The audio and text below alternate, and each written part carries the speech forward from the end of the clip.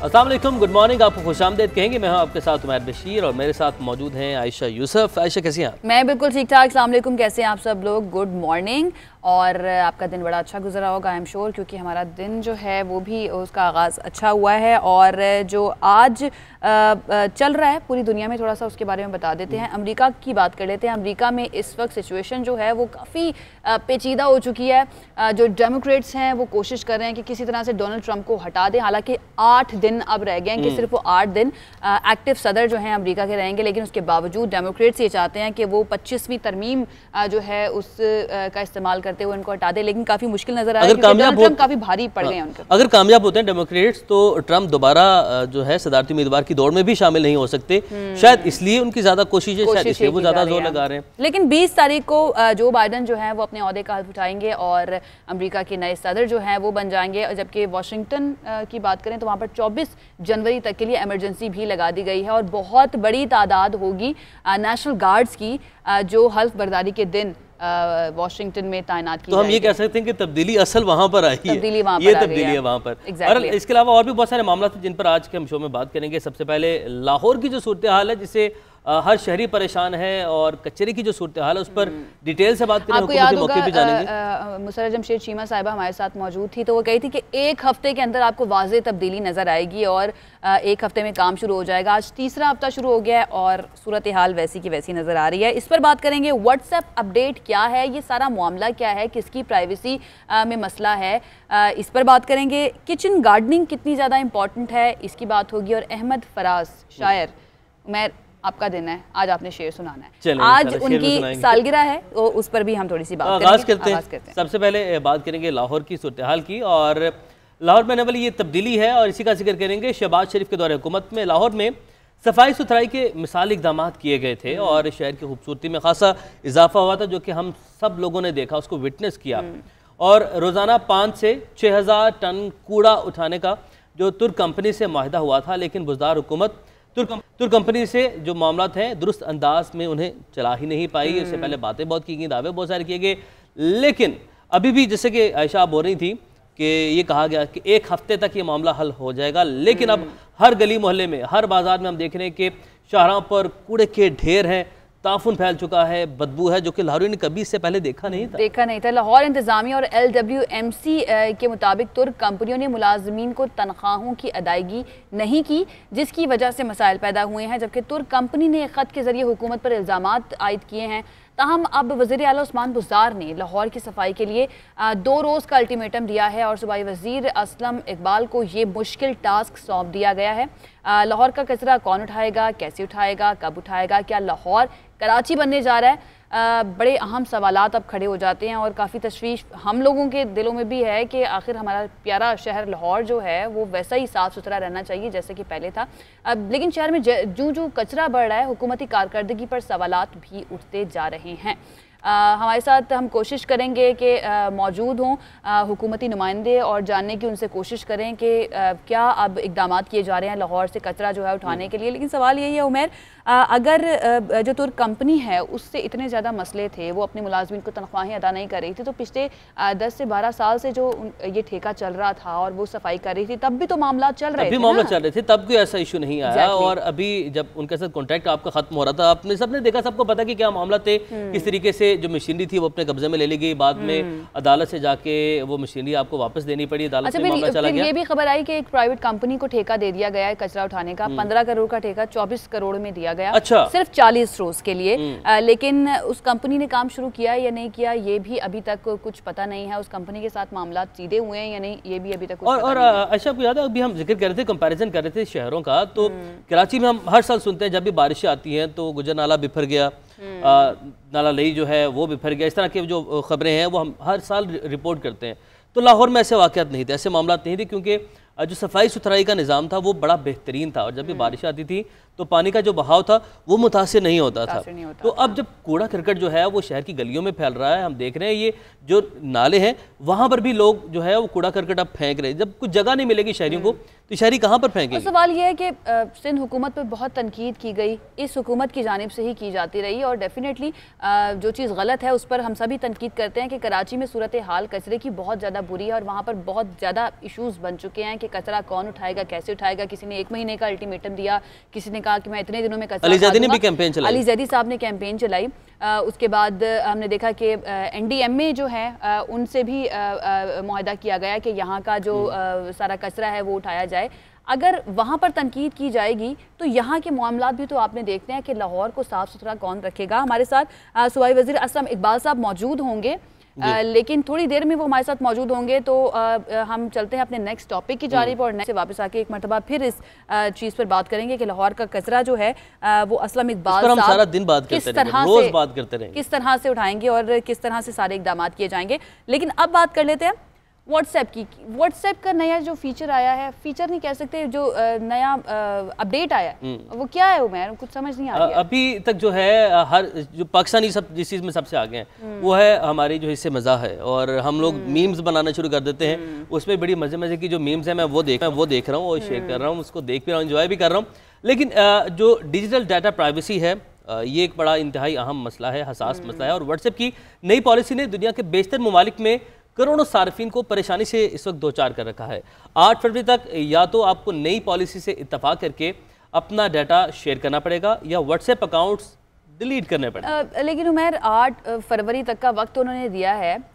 मेरा सवाल ये है कि क्या हम सब ये पहले से नहीं जानते? अगर आप इंटरनेट यूज़ कर रहे हैं, अगर आप इस तरह की फ्री एप्स यूज़ करें तो ऑलरेडी आपकी सारी इन्फॉर्मेशन जो है इंटरनेट पर मौजूद है और वो किसी भी तरह से उसको इस्तेमाल कर सकते हैं। आपको याद होगा कैम्ब्रिज एनालिटिका ये जो सारा इशू हुआ था, स्कैंडल हुआ था, जिस के नतीजे में मार्क ज़करबर्ग कांग्रेस में और सेनेट के सामने पेश हुए थे। तो उसमें यही था कि जो सार्फिन हैं उनको बताए बगैर उनका डाटा इस्तेमाल किया गया था और इंतखाबात पर असरअंदाज होने की कोशिश की गई थी, ना सिर्फ अमेरिका के बल्कि दीगर ममालिक के। अब बता के शेयर किया जाएगा, अब बता के शेयर किया जा रहा है, तो डेफिनेटली सबको प्रॉब्लम हो रही है। और ये कुछ सवाल ये भी कर रहे हैं कि किस तरह से हो रहा है, कुछ समझ नहीं आ रहा, कैसे पता चलेगा। जब भी आप अपना व्हाट्सएप खोलते हैं तो एक अपडेट जो है वो हमें नज़र आती है और उसके ऊपर लिखा हुआ आता है कि आप अग्री करें, आई अग्री। अगर आप वो अग्री का ऑप्शन जो है वो क्लिक करते हैं, उस बटन को प्रेस करते हैं, तो आप इस्तेमाल करते रह सकते हैं अपना व्हाट्सएप। लेकिन अगर आप नहीं करेंगे उसको अग्री, तो 8 फरवरी के बाद आप व्हाट्सएप यूज़ नहीं कर सकते। एक और इसमें अपडेट मैं आप देता चलो आयशा, फेसबुक पे जो व्हाट्सएप का पेज है जो कि वेरीफाइड टिक के साथ है, यानी कि व्हाट्सएप ने ही इन्फॉर्मेशन शेयर की है, उन्होंने अपने सार्फिन को इस चीज़ की यकीन दिलाने की कोशिश की है, जिसके जब हमने कमेंट्स पढ़े तो लोग उसे मुतमिन नहीं थे, लोग सेटिस्फाइड नहीं थे। लेकिन व्हाट्सएप ने कोशिश किया कि वो अपने जो सार्फिन है उन्हें सेटिस्फाई कर सके। उन्होंने कहा कि हम आपकी चैट्स कभी भी शेयर नहीं करेंगे, हम आपकी चैट्स लॉगिन नहीं कर सकते, हम आपका जो अकाउंट है उसको लॉगिन नहीं करेंगे, आपके जो ग्रुप्स हैं वो सेव है, आपका जो डाटा है वो सेव है, आपकी कॉल्स तक हम लोग नहीं पहुंच सकते, आपकी कॉल तक किसी को भी रसाई नहीं मिल सकती। लेकिन फ़ोन नंबर, आप कौन सा फ़ोन सेट यूज़ कर रहे हैं, ये जो है सारी इन्फॉर्मेशन चली जाएगी। आप किस लोकेशन में हैं, आपकी एज क्या है, ये सब चीज़ें। और एप्पल ने भी आपको पता है एक पिक्चर शेयर की थी, एप्पल ने भी एक पिक्चर शेयर किया कि अगर आप आई मैसेंजर यूज़ करते हैं, आईफोन का जो मैसेंजर है, अगर आप वो यूज़ करते हैं तो किस किस ऐप तक आपकी रसाई होगी, जिसमें आई थिंक 2 या 3 पॉइंट्स हैं। और अगर आप व्हाट्सएप यूज़ करते हैं तो उसमें तकरीबन 25 से 30 ऐसी ऐप्स हैं या जहाँ तक आपकी रसाई मिल सकती है। तो बहरहाल ये तमाम सवालात हैं, रखते हैं IT एक्सपर्ट माजिद अजीज़ साहब हमारे साथ मौजूद हैं।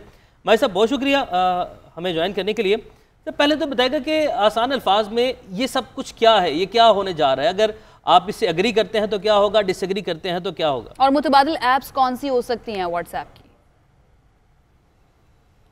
जी, सबसे पहले आपने काफ़ी अच्छा ब्रीफ करके बता दिया कि ये प्रॉब्लम स्टार्ट कहाँ से हुई और इन सारी चीज़ों का मतलब क्या है। अगर ब्रीफ समरी में बताएं तो बहुत सारी चीज़ें जो कि ऑलरेडी यूज़र्स के जाने बगैर शेयर की जा रही थी डाटा कंपनीज़ में, वो कहते हैं ना कि if you are getting something for free तो यू आर द प्रोडक्ट, तो यही चीज़ थी। लेकिन बहुत लोगों को यकीन नहीं था, नहीं पता था। लेकिन अब लेजिस्लेशंस आ रही हैं, रूल्स आ रही हैं, जिनकी वजह से कंपनीज को डिस्क्लोज करना पड़ रहा है। तो अब पता चल रहा है कि किस हद तक जा रहा है। और ये सिर्फ ये नहीं है कि आपका डाटा और तस्वीरें लेके उन्होंने कुछ डाटा मॉडल्स बना के आपको एड्स देने हैं, बल्कि इस होता है कि वो पूरी डेमोक्रेसी के अगेंस्ट भी यूज़ हो सकता है। वो डाटा बहुत हद तक डेंजरस यूज़ हो सकता है, जो कि आपको नहीं पता कि उसके साथ क्या क्या होगा। तो अब ये लेजिस्लेशन जो आ रही है इनको डिस्क्लोज करना पड़ रहा है। इसके साथ साथ मुतबादिल जितनी भी और कुछ नामी ग्रामी ऐप्स हैं उनके साथ भी यही प्रॉब्लम है कि जिनकी बहुत मिलियन डॉलर्स की फंडिंग्स थी, वो ऑफ कोर्स किसी रिटर्न के अगेंस्ट इतनी बड़ी फंडिंग्स हुई थी। तो जितना व्हाट्सएप ग्रो करके उसको डिस्क्लोज करना पड़ रहा है, और ऐप्स को भी जिन्होंने बहुत बड़ी बड़ी फंडिंग्स ली हुई है उनको भी अनकरीब डिस्क्लोज करना पड़ेगा कि वो क्या प्रोडक्ट है जिसके अगेंस्ट वो यूजर्स को फ्री सर्विस तो दे रहे हैं, लेकिन इतने पैसे कहाँ से आ रहे हैं, इतने अखराजात कैसे बर्दाश्त कर रहे हैं। सही। अच्छा माजिद, तो ये अब सारी ये कहानी बताइएगा छिड़ गई कि है, अब तो इसकी इसमें काफ़ी मुतबादिल लोग हैं। ऐप्स जो हैं उन पर भी बात की जा रही है। कोई कह रहा है सिग्नल का इस्तेमाल करें, कोई कह रहा है टेलीग्राम का इस्तेमाल करें, लेकिन हमें उन पर भी यकीन नहीं है ना कि क्या पता कल को जब वो भी व्हाट्सएप की तरह फेमस ऐप्स बन जाएँ दुनिया भर में, तो वो भी इसी तरह से इस्तेमाल करें हमारे डाटा को जिस तरह से इस वक्त व्हाट्सएप कर रहा है। जबकि आपने एक ऐप बनाई है ज़ैपबडी, उसके बारे में भी ज़रा बताइए, और पाकिस्तानियों को ज़रा हम भी मोटिवेट करते हैं कि पाकिस्तान के अंदर जो ऐप्स बन रही है वहाँ पर तो आपका डेटा सेफ होगा, उसको किस तरह से इस्तेमाल कर सकते हैं। जी, आपने बहुत बिल्कुल सही दुरुस्त तरीके में बात की कि बहुत सारी जितनी इंटरनेशनल ऐप्स हैं जिनको हम अल्टरनेटिव सोच रहे हैं, वो भी उनके साथ यही मसला होगा। हमने जो ऐप बनाई है ज़ैपबडी, हमारा भी डे 1 से हमने जब मेहनत स्टार्ट की तो हमें पता था कि डाटा प्राइवेसी एक दिन इशू बचेगा और डाटा सेलिंग मॉडल पे हम नहीं जा सकते। तो हमने अपनी पूरी ऐप बगैर डाटा सेलिंग मॉडल के इर्द गिर्द बनाई, जबकि बाकी ऐप्स का कोई और सर्विस नहीं है साइड डाटा सेलिंग मॉडल के। तो हमारा ही काम शुरू था, शुरू में बड़ी मुश्किलात थी लोगों को कन्विंस करने के लिए, लेकिन अब एहसास होना शुरू हो रहा है। और दूसरी बात हमने बिल्कुल ठीक की कि जो नामी ग्रामी बाहर की ऐप्स हैं उन पे तो लोग बगैर कुछ ज़्यादा सवालात उठाए फ़ौरन ट्रस्ट कर लेते हैं कि जी उन्होंने कहा है तो बिल्कुल ठीक होगा। लेकिन हम एक पाकिस्तानी ऐप हैं, हमारे इंटरनेशनली पेटेंट्स अप्रूव हो गए, हमारी कंपनीज इंटरनेशनल लेवल पे हमारा काम जो है एक्नॉलेज किया गया है, लेकिन अनफॉर्चुनेटली पाकिस्तान में ज़्यादा सवालात उठाए जाते हैं कि नहीं जी ऐसा नहीं है। लेकिन हम फिर भी अपनी मेहनत के ऊपर लगे हुए हैं और हमारा यही मकसद है कि जो फ्यूचर में डाटा सेलिंग मॉडल है इसको हम नाकामयाब करके इसके अल्टरनेटिव एक डिफरेंट मॉडल के इर्द गिर्द बनाएं। तो अच्छा, जो ज़ैपबडी ऐप आपने बनाई है, अगर हम बात करें पूरी दुनिया को जोड़ने की, क्योंकि व्हाट्सएप वो ऐप है जिसने पूरी दुनिया को जोड़ दिया है, तो ज़ैपबडी में क्या इतनी कैपेसिटी है कि ये पूरी दुनिया को मिला दे एक साथ? जी हाँ, बिल्कुल। हमने ये डिज़ाइन इस तरीके से की है कि सिर्फ एक एरिया या कुछ लोगों तक महदूद ना रहे, बल्कि पूरी दुनिया में जो भी बंदा आपस में इसके थ्रू कम्युनिकेट करना चाहे वो कर सकते हैं। पूरी दुनिया में फ्री फॉर डाउनलोड है, पूरी दुनिया में लोग रजिस्टर कर सकते हैं, आपस में वीडियो कॉल्स और मैसेजेस कर सकते हैं। और स्लोली एंड स्टेडली हमारा यही प्लान है कि ऐसा सारी सर्विस को इम्प्रूव करके बड़ी के मुकाबले में लेकर आएँ, बड़ी कंपनीज़ के। सही। अच्छा माजिद साहब, आखिरी सवाल मैं आपसे करूंगी, क्योंकि हम फ्री ऐप्स की बात कर रहे हैं और फ्री ऐप्स जब आप यूज़ करते हैं तो डेफिनेटली आपका सारा डाटा, आपकी पर्सनल इन्फॉर्मेशन जो है वो सारी सर्वर के पास चली जाती है। तो ये ऐप ज़ैपबडी ये भी फ्री ऐप है। सवाल फिर वही है कि अगर ये फ्री ऐप है तो डेफिनेटली आपके साथ भी सारी, और आपकी जो कंपनी है उसके साथ सारी इन्फॉर्मेशन शेयर होगी, और लोगों को ट्रस्ट आप कैसे करवाएंगे अपनी कंपनी के ऊपर, अपनी इस ऐप के ऊपर कि आपका डाटा जो है वो महफूज होगा? देखिए जी, एक तो सबसे पहले सवाल कि आपने जिस तरह शुरू में बिल्कुल दुरुस्त बात की कि इंटरनेट पे जो भी कंपनी है उस पर सबको बाकियों को ट्रस्ट करना पड़ता है। तो हमारा भी जिस तरह हमने डिस्क्लोज किया कि हमारा बिजनेस मॉडल ही ऑगमेंटेड रियलिटी के इर्द गिर्द है, हम ऑगमेंटेड रियलिटी को चैट में पहली दफ़ा मर्ज करके लाए हैं। और एक बहुत बड़ा रिस्क है, सारी कंपनियां डाटा सेलिंग मॉडल से पैसे कमा रही हैं, हम ऑगमेंटेड रियलिटी पे करना चाह रहे हैं, जो कि शायद इतना ज़्यादा फ्रूटफुल ना हो, लेकिन हमारा विजन है और हमने उसी के इर्द गिर्द किया है। ये चीज़ डिस्क्लोज करके हमने उसी के इर्द गिर्द हमने सारा काम अपना शुरू किया हुआ है। और ऑफकोर्स उसमें मुश्किलात भी बहुत हुई, क्योंकि बाकी सब कंपनियों को जो काम है वो करके करना ज़्यादा आसान है। एक ऑगमेंटेड रियलिटी नई फील्ड में कदम रख के उसके थ्रू पैसे कमाना बहुत मुश्किल है, लेकिन हम डिमोटिवेट नहीं हो रहे, हम मेहनत कर रहे हैं और हम स्लोली एंड स्टेडली इस पर सबको साबित करके दिखाएंगे कि हम बना सकते हैं। तो थोड़ा सा एतबार, थोड़े से वक्त की जरूरत है, हमें टाइम लग रहा है, लेकिन हम फिर भी बना के दिखाएंगे। आपके वक्त का बहुत शुक्रिया। माजिद अजीज साहब हमारे साथ मौजूद थे और वो कह रहे हैं कि थोड़ा सा वक्त और इस सब में आयशा जो खुशाइन बात है वो ये है कि अपनी प्रोडक्ट है और पाकिस्तानी जो है वो एक ऐप अब बनी है, तो हमें ज़रूर इसे एक चांस ज़रूर देना चाहिए। अपनी जो ऐप्स है, अपनी प्रोडक्ट्स जो हैं उन पर ट्रस्ट करना जो है, मुझे लगता है कि एक मौका जो है इनको भी देना चाहिए, सो दैट इनकी भी मोटिवेशन का लेवल थोड़ा ज़्यादा हो और आपका डाटा जो है वो भी ज़रा सेफ रहे। आगे बढ़ते हैं और कुछ बात करते हैं। डिजिटल राइट्स एक्सपर्ट निकत दाद साहिबा ने हमें ज्वाइन किया है। निकत साहिबा, ये बताइएगा कि व्हाट्सएप ने पॉलिसी तस्लीम ना करने पर अकाउंट बंद करने का कहा है। अगर कोई सारिफ चाहता है कि उसकी प्राइवेसी मुतासिर ना हो, तो क्या व्हाट्सएप के अलावा और भी कोई ऐप्स हैं जिन्हें व्हाट्सएप का मुतबादिल करार दिया जा सके? अभी हम ज़ैपबडी जो है उसकी भी बात कर रहे थे, तो ज़रा उसके बारे में बताइएगा। बहुत सी ऐसी ऐप्स हैं जो कि ओपन सोर्स ऐप्स हैं या जिनके जो कोड है वो मतलब it's public to available. WhatsApp का ऐसा नहीं है। WhatsApp is also owned by a corporation. तो ये बहुत अहम है कि ऐसी ऐप्स जैसे सिग्नल है या टेलीग्राम है या वायर है, ये वो ऐप्स हैं जो कि प्रिवेसी पॉलिसीज को काफ़ी ज़्यादा अहमियत देती हैं अपने यूज़र्स की डेटा प्रोटेक्शन को। और सबसे बड़ी बात ये कि वो किसी कॉरपोरेशन ने उनको नहीं लिया हुआ। तो इसका मतलब ये है कि ये ऐप्स जो हैं ये अब एक तो इंडिपेंडेंट हैं और दूसरा ये कि आपका डेटा सिर्फ इनके पास जा रहा है और वो उनका जो बिजनेस मॉडल है वो एड्स के ऊपर नहीं है। सो इसमें सबसे बेहतर जो है वो सिग्नल है, जिस पे बहुत ज्यादा लोग इस वक्त मूव कर रहे हैं। तो क्या हम ये कह सकते हैं कि सिग्नल ऐप का जो इस्तेमाल है वो महफूज है? अच्छा, ये एक वैसे अहम बात है कि पहली बात तो ये कि इस दौर में, ये जो डिजिटल एज का दौर है जिसमें सर्वेलेंस कैपिटलिज्म जो है वो एक हमेशा सेंटर रहा है इन तमाम टेक जायंट्स का, तो उसमें ये तवक्को रखना कि किसी भी ऐप को हम इस्तेमाल करेंगे तो आपकी 100% सिक्योरिटी होगी, ये एक मेरे ख्याल में गलत फहमी होगी। बहुत सी जो भी ऐप्स जितनी भी प्राइवेसी पॉलिसीज वो इंश्योर करा दें या डेटा प्रोटेक्शन यूजर्स का इंश्योर करा दें, वो फिर भी आपका डेटा कहीं ना कहीं तो जा रहा होता है और उसको किस तरीके से इस्तेमाल किया जाएगा आपको नहीं पता अगले चंद सालों में कैसे होगा।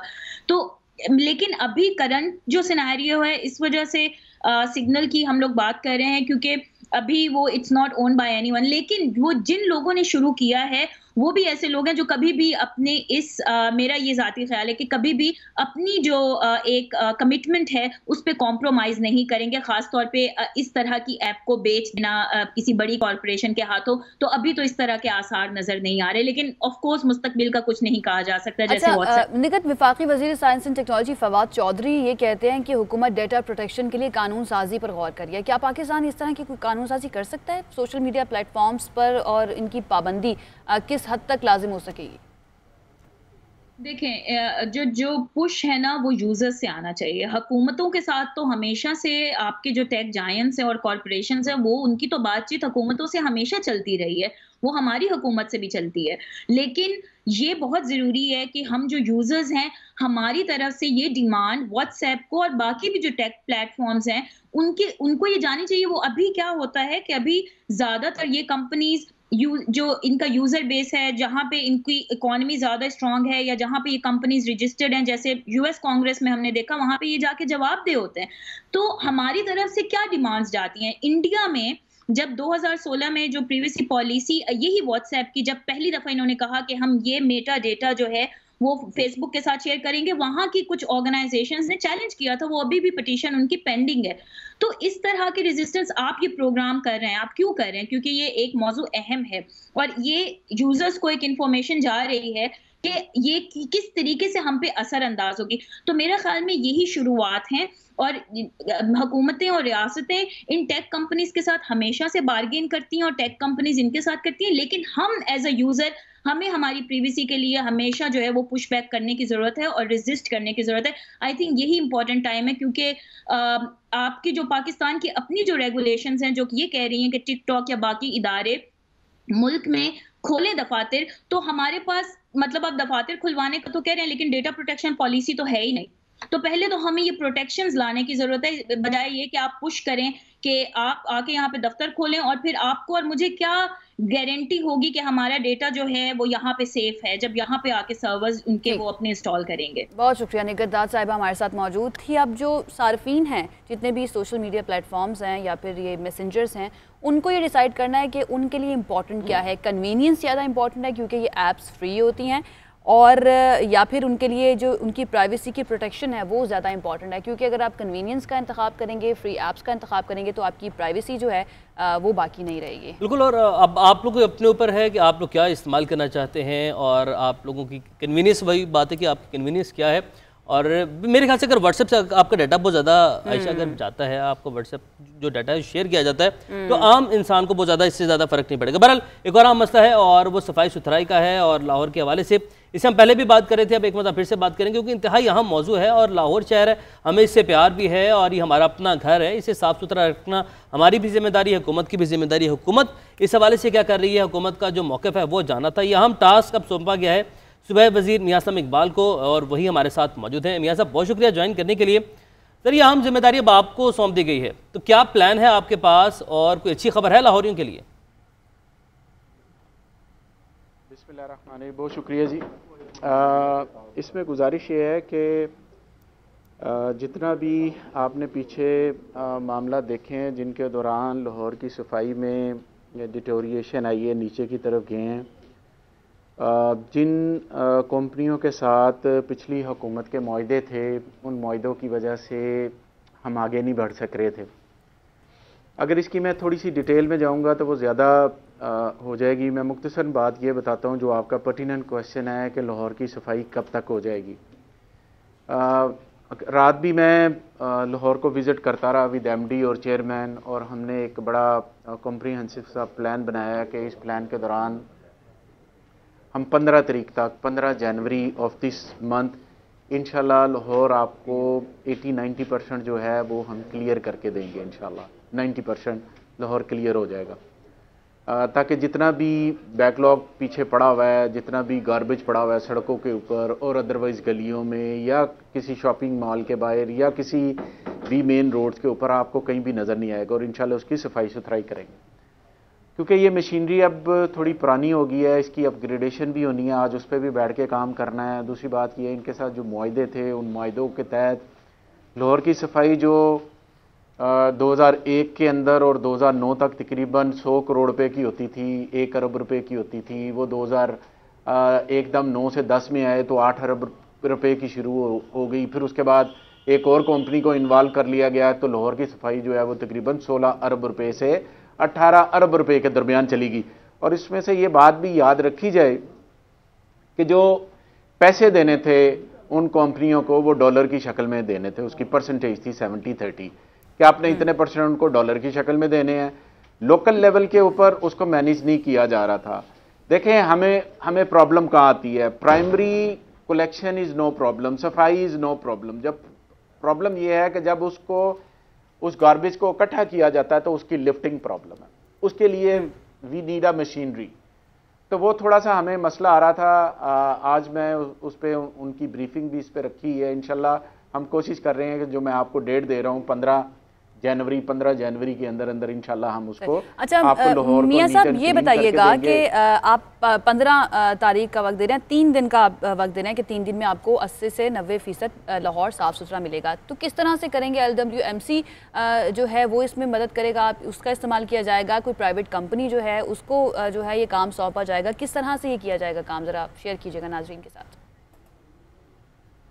अभी तो कंपनी खुद इसको कर रही है। जो लाहौर वेस्ट मैनेजमेंट कंपनी है वो अपने स्टाफ के साथ, देखें लाहौर को हम 9 हिस्सों में तकसीम हमने किया है, इसके 9 टाउन्स हैं। 9 टाउन्स के अंदर मेरे पास एक लिस्ट मौजूद है कि हर टाउन के अंदर इस वक्त कितना गार्बेज पड़ा हुआ है, और उसको उठाने के लिए उस टाउन के हवाले से जो हमने मशीनरी डिवाइड की है वो हमारे पास कितनी मौजूद है। लिहाजा हम उस मशीनरी की कैपेसिटी को देखते हुए 24 घंटे उसको चलाते हुए हम 15 तारीख तक 16 तारीख तक इस काबिल हो जाएंगे कि हम लाहौर को 90% इंशाल्लाह ताला क्लीन कर देंगे, बिल्कुल साफ़ कर देंगे।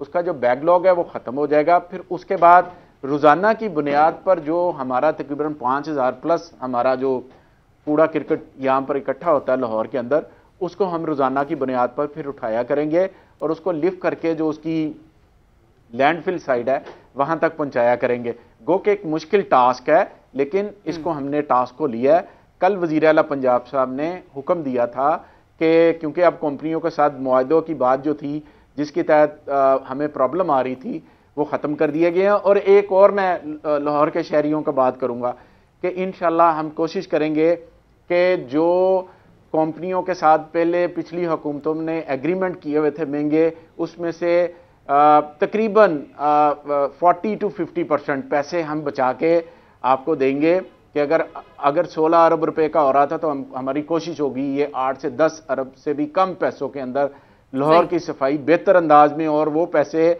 हमारी हेल्थ के ऊपर, हमारी एजुकेशन के ऊपर, हमारी दूसरी चीज़ों के ऊपर इस्तेमाल हो सके। और आने वाले वक्त में जब इसको कंप्लीट कर लेंगे तो फिर आपको बताएंगे कि बेहतर अंदाज में। बहुत शुक्रिया मियां असलम इकबाल साहब हमारे साथ मौजूद थे, और आई होप कि वो जिस तरह से बता रहे हैं 3 दिन का वक्त दिया, हालांकि काफ़ी मुश्किल ये टास्क लगता है कि 3 दिन में मुकम्मल किया जा सके, लेकिन अगर ये 3 दिन में मुकम्मल हो जाता है तो मेरे ख्याल से लाहौरियों से ज़्यादा खुश नहीं होगा। और लाहौर क्योंकि बागों का शहर है तो आई होप इसका नाम यही रहे, कचरे का शहर इसका नाम ना पड़ जाए। बिल्कुल। और एक और अगला जो हमारा टॉपिक है वो बागों से मुतालिक तो नहीं है, लेकिन वो ग़ज़ा से मुतालिक है। किचन गार्डनिंग के हवाले से हम बात करेंगे इस ब्रेक के बाद। हमारे साथ रहिए। ब्रेक के बाद खुशामदीद। अब कुछ खाने पीने की बात कर लेते हैं कि क्या खाना चाहिए और क्या नहीं खाना चाहिए। तो उमैर, आपको तो मैं कहती हूँ कि इस टॉपिक में तो आप ना ही बोले तो बहुत बेहतर है। खाने पीने की आपने जिक्र कर, मेरे चेहरे पे आपने खुशी देखी है। बिल्कुल, मैंने देख लिया। और ब्रेक में भी जब हम इस टॉपिक को डिस्कस कर रहे थे तो मुझे भी नजर आ रहा था और मैं कही थी कि आप चुप ही रहना तो बहुत बेहतर है। बहरहाल, ग़िज़ाई माहिरीन ये कहते हैं कि अगर आप मतवाज़न ग़िज़ा लेना चाहते हैं तो इसके लिए ज़रूरी है कि एक शख्स को रोज़ाना 85 ग्राम फल और 300 ग्राम सब्जियाँ ज़रूर खानी चाहिए। लेकिन आजकल के माहौल को अगर हम देखें, जिस तरह से सब्जियां उगाई जाती हैं, बीज से लेकर फसल तैयार होने तक केमिकल्स का इस्तेमाल जो है वो बहुत ज़्यादा किया जाता है, जिसकी वजह से इन सब्जियों और फलों की ग़िज़ाइयत जो है वो उस तरह से नहीं रहती जिस तरह से होनी चाहिए। बिल्कुल, बल्कि इसके साथ साथ मैं ये भी कहूँगा कि इन केमिकल्स का जो मुसलसल इस्तेमाल है वो कई ख़तरनाक बीमारियों का सबब भी बनता है। तो ऐसे में अपने घर में फल और सब्जियाँ उगाना एक आसान और सेहतमंद सरगर्मी है। और अगर आपके घर में बागीचा नहीं है तो भी आप बागबानी का शौक़ पूरा कर सकते हैं। घरों की छतों पर गमलों में सब्जियां और फल उगाने का जो रुझान है वो बढ़ता जा रहा है। और एक और अहम बात ये वो ये है कि जब आप ये करते हैं, मतलब गार्डनिंग करते हैं, तो आपका जो स्ट्रेस लेवल है वो भी कम होता है। वो भी एग्जैक्टली कम हो जाता है। मुल्तान के शहरी हैं जहांगीर हमदानी साहब, उनसे बात करते हैं क्योंकि उनको बहुत ज़्यादा शौक़ है किचन गार्डनिंग का और वो अपने घर की छत पर जो है ये सब्जियां उगाते हैं। जहांगीर साहब, बहुत शुक्रिया आपके वक्त का। आपने अपने घर की छत पर पूरा बाग बना रखा है, कुछ बताइएगा कि आपने क्या कुछ उगाया है अभी तक। मेरा नाम जहांगीर हमदानी है और पेशे से मैं प्रोफेसर हूँ। ये गार्डनिंग मेरा जो है एक पैशन है, इस पैशन को लेके मैं चल रहा हूँ। और हमने देखा कि हमारी छत जो है उस पर जो है मुख्तलिफ वेस्टेज और इस तरह की चीज़ें जो थी, हमने सोचा कि उन्हें इस्तेमाल में लाया जाए और हमने फिर इस तरह से गार्डनिंग की। और वो जो है गार्डनिंग अब हमारी किचन नीड्स को भी पूरा कर रही है और साथ में हमने खूबसूरती के लिए फ्लावर्स लगाए हैं। हमने गार्डनिंग में जो किचन गार्डनिंग की है उसमें हमने हर तरह की विंटर और समर जो है वेजिटेबल्स को ग्रो करते हैं हम, जिसमें आप टमाटोज़ ले लें। टमाटोज़ की बहुत सी किस्मों को हमने ग्रो किया है जो लोग समझते हैं कि इम्पॉसिबल है छत पे ग्रो करना, जिनमें चेरी टमाटोज़ हैं, जिनमें बीफ टमाटो हैं, जेड टमाटो। तो इस तरह के मूली, गाजर, शलजम, मेथी, पालक और मिर्चों की बहुत सी किस्में हैं, सलाद पत्ता, उसमें कई वैरायटीज़ हमने ग्रो किए हैं, आज आपको ये दिखाएंगे। तो हमने इस तरह से, और जो हमारे पास वेस्टेज था जैसे ड्रम्स थे, थर्मोकोल के डब्बे थे, उन सब को हमने, और इस तरह से हमने टेक्निक्स की हैं कि छत पे वज़न कम हो, जिसमें हमने कोकोबिट का इस्तेमाल किया है ताकि वो कोकोबिट ऐसा सॉइल मीडिया है जो लाइट वेट होता है। अच्छा जहांगीर साहब, आपने बहुत सारी सब्जियां गिनवा दी हैं हमें रंग बिरंगे फूल भी यहाँ पर दिखाई दे रहे हैं। इसके अलावा कोई फल भी आपने उगा रखे हैं क्या? ने फल भी ग्रो किए हैं जिनमें लेमन जो हमारा किचन नीड्स में बहुत ज़्यादा इस्तेमाल होता है, उसमें देसी लेमन, चाइना लीमू, सीडलेस लीमू, तो हमने उसका भी इस्तेमाल किया। उसके लिए हमने प्लास्टिक के ड्रम्स का इस्तेमाल किया है क्योंकि जो इस तरह के फ्रूटिंग प्लांट्स होते हैं उनके लिए थोड़ी सी ज़्यादा जगह चाहिए होती है। लोग समझते हैं इम्पॉसिबल है, लेकिन आपको अभी आप देख रहे हैं कि कोई इम्पॉसिबल चीज़ नहीं है। और उसके अलावा हमने चीकू है, इवन ये कि सेब भी हमने अपनी छत पर ग्रो किया है, अंगूर की बेल है। तो इस तरह से जो है ना फ्रूटिंग प्लांट्स भी, कचनार हम इस तरह जो है ना यहाँ पे हासिल कर रहे हैं, उसका मेरे पास 2 किस्म का कचनार यहाँ ग्रो कर रहा है। अच्छा जहांगीर साहब, जो लोग आपको देख रहे हैं और वो भी चाहते हैं कि अपने घर पर ही वो प्लांटेशन करें, तो उनके लिए आप क्या मशवरा देंगे? सेम और छतों को महफूज रखने के लिए थोड़ी सी टेक्निक्स हैं। उसमें यह है कि आपको पहले अपनी छत को प्रॉपर तरीके से जो है थोड़ा सा आपको जो है उसे रिपेयर कराना होगा। उसमें यह है कि आप जो है थोड़ा सा सीमेंट का इस्तेमाल करके, और उसके बाद आपने तमाम जो गार्डनिंग करनी है उनमें थर्मोपोल और प्लास्टिक के जो है आप जो है ड्रम्स का और जो है पोर्ट्स का इस्तेमाल करें, तो उसमें छत को बिल्कुल नुकसान नहीं होता। और सॉइल मीडिया के तौर पे आप कोकोबिट का इस्तेमाल करें। थोड़ी सी गोबर खाद जो है अब आपने इस्तेमाल करनी है। गोबर खाद जो है बहुत ही एक बेहतरीन जो है फर्टिलाइज़र है और जो एक नेचुरल फर्टिलाइज़र है, उसका इस्तेमाल करें। थोड़ी सी गली सड़ी गोबर खाद लाइट वेट होती है तो छतों को बिल्कुल उन पर बोझ नहीं आता, क्योंकि आपका इतना, अब आमतौर पर हमारा लाइफ स्टाइल ये हो गया है कि हम जो है गर्मियों में भी जो है, पहले ये होता था कि छतों पर हम छतों को इस्तेमाल करते थे, सोने के लिए इस्तेमाल करते थे, लेकिन अब तो एसी में लोग सोने के आदी हो चुके हैं। तो छतें बिल्कुल हमारी फ्री होती हैं। अगर इस तरह से आप चंद एक पोर्ट्स रख के वेस्टेज जो होते हैं उनमें रख के और ये सॉइल मीडिया इस्तेमाल करके अब बहुत सक्सेसफुली जो है ये वेजिटेबल्स जो है सर्दियों गर्मियों दोनों में ग्रो कर सकते हैं। सही, बहुत शुक्रिया जहांगीर हमदानी साहब हमारे साथ मौजूद थे और वो तो किचन गार्डनिंग कर करके एक्सपर्ट हो चुके हैं और आई एम श्योर जो देखने वाले हैं जो किचन गार्डनिंग का शौक रखते हैं वो ज़रूर इससे फ़ायदा उठाएंगे जो सारी बातें जहांगीर साहब ने बताई हैं। बहरहाल एक ब्रेक ले लेते हैं, ब्रेक के बाद जब वापस आएंगे तो अदाकारा वीना मलिक का प्रॉब्लम क्या है और उनकी ज़िंदगी में इस वक्त क्या चल रहा है, मुअम्मा बन चुकी है उनकी डिवोर्स का ये मामला। एक ब्रेक के बाद इस पर बात करेंगे, हमारे साथ रहिए। वेलकम बैक और अब बात करेंगे कि अदाकारा वीना मलिक एक बार फिर से खबरों में हैं और वीना मलिक और उनके साबिक शौहर में जारी लफ्जी जंग ट्विटर से शुरू हुई और अब ये अदालत तक पहुंची है। बिल्कुल, इल्जामात का सिलसिला धमकियों तक पहुंच चुका है और अब वीना के साबिक शौहर असद खटक जो हैं वो कानूनी जंग लड़ने के लिए पाकिस्तान भी पहुंच चुके हैं। तो असद खटक ने ही हमें ज्वाइन किया, उन्हीं से बात कर लेते हैं। असद, ये बताइएगा कि ये कानूनी जंग के लिए अब आप पाकिस्तान में मौजूद हैं, लेकिन आपसे पहले ही वीना ने हट जाने का दावा कर दिया आपके ऊपर। आपने अब तक क्या कार्रवाई की है? सर, हर जाने की बात जो हुई ना, हर जाने मैंने किया है उसने मुझे हर जाना बाद में एक ड्रामे के लिए किया है और हर जाना इसने तो ड्रामे के लिए किया है। इसने बोला था 90 दिन, मैंने इसको 10 दिन दिए हैं, वो ऑलरेडी कोर्ट में चला हुआ है और शवाहिद ना होते तो मैं आपके सामने नहीं होता यहाँ पे। सच्चा जो होता है ना वो अल्लाह का बड़ा करीबी होता है और जो झूठा होता है ना उस पर अल्लाह की लानत होती है। अगर मैं सच्चा नहीं हूँ तो मैं आपके सामने नहीं होता। वीना मलिक किधर है? आ जाएँ टीवी के ऊपर, मेरे साथ एक शो तो कर लें कि मैं आपको बताऊँ कि सच क्या है और झूठ क्या है। अच्छा असद, दुबई में वीडियो बयान जारी किए थे, उसमें आपने वीना मलिक की जानिब से धमकियों का भी जिक्र किया था। अब आप पाकिस्तान में मौजूद हैं, क्या आपने अपने तहफ़्फ़ुज़ के लिए पुलिस को कोई दरख्वास्त दी है? नहीं पता वो क्या उसके अटकंडे होंगे।